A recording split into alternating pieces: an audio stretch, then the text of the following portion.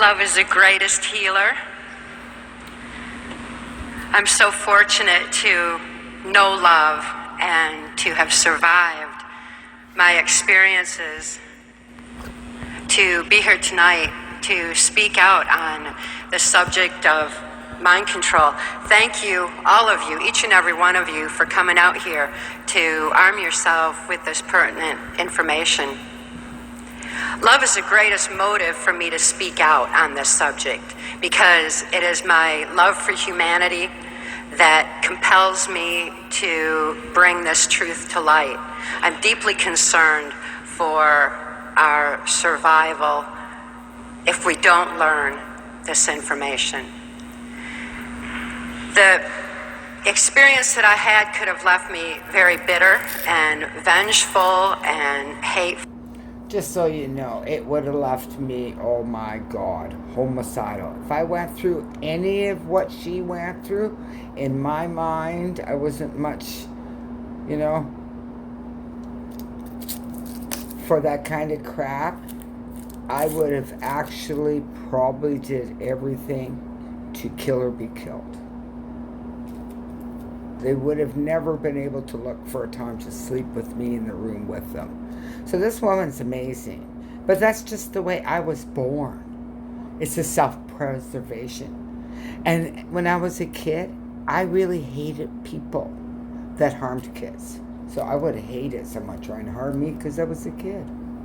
But it is none of those negatives that compel me to speak out at all, because I find that those kind of negatives actually hinder my ability to even think clearly. If I'm outraged, I'm not even capable of thinking so well. Besides, negativity tends to feed the energy of the criminals that are in control of our government right now, manipulating the minds of all of us. I love her. Now, I've rediscovered her in 2018. I first discovered her, I believe, in the 70s at the end of Trudeau Senior's shift, last shift, as, head criminal of Canada.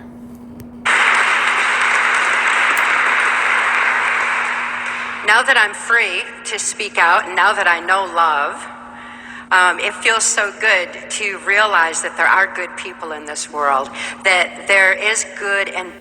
I'm sorry, Kathy. I don't meet good people in my neighborhood, It's a nightmare. I don't have anyone I really hardly want to talk to in this neighborhood. If I trust someone, I always ask them, are you on drugs? And generally, they even lie to me. And then they do a head trip, which is very common in freaking head on with drug addicts, When they piss you off, they blame you. And that really pisses me off. So you can help people out, but you got to make sure in this neighborhood you stay emotionally 6 feet apart. Running through everything. Here we are speaking in a church, and yet a church was so much a part of my abuse. So again, there's good and bad in everything. There's good and bad in government. There's good and bad even in the CIA. Mark Phillips is some powerful evidence to me that there are people in intelligence who have integrity and soul and compassion. And that was a real eye-opener for me, because my whole world was covered in abuse. My whole world was one where I couldn't, my experiences of the moment, I couldn't even think to hope anymore. I lost that ability at about age 6. How it happened was that I was... I'm going to put that on pause. So you can go take a look at it at, I'm going to subscribe to this. Truth. See?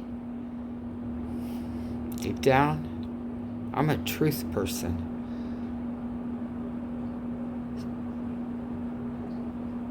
At once. So she had the equivalent of 600 shock treatments in a period of months, which permanently erased all memory from age 25 back. When I interviewed her in the 1990s, she was a very pleasant, normal, gifted, engaging, entertaining, lovely woman who still could remember nothing from age 25 back. These experiments were conducted at the university in Montreal, McGill University, which at the time was really the leading university in Canada. Let me tell you about this university. When they conducted these MK Ultra mind control freaking things with the CIA, nobody got paid compensation. Nobody did. 2 Trudeaus came and gone, and nobody has gotten compensation. I think the last of them are about to die off, but totally destroyed their lives. Contract to the Canadian government and to the CIA. And the purpose of the experiments, obviously, is to figure out how to wipe out somebody's memories permanently if they know things that you don't want them to know. This is just a quick listing of the main declassified projects, which started in the early 50s. Bluebird and Artichoke were actually signed into existence by the director of the CIA in April of 1950, 3 months before. So I don't really want to get a strike. This is just for educational purposes. And you can see the whole thing from 9 years ago. I've subscribed because I'm pretty impressed. And I just fluked out when I stopped at that guy. I didn't even watch this video. I just queued up to Kathy O'Brien. That was the only thing I looked at. Where's Kathy? Here's Kathy. So for me to accidentally queue at that spot and get that dude, that was cool. I like that.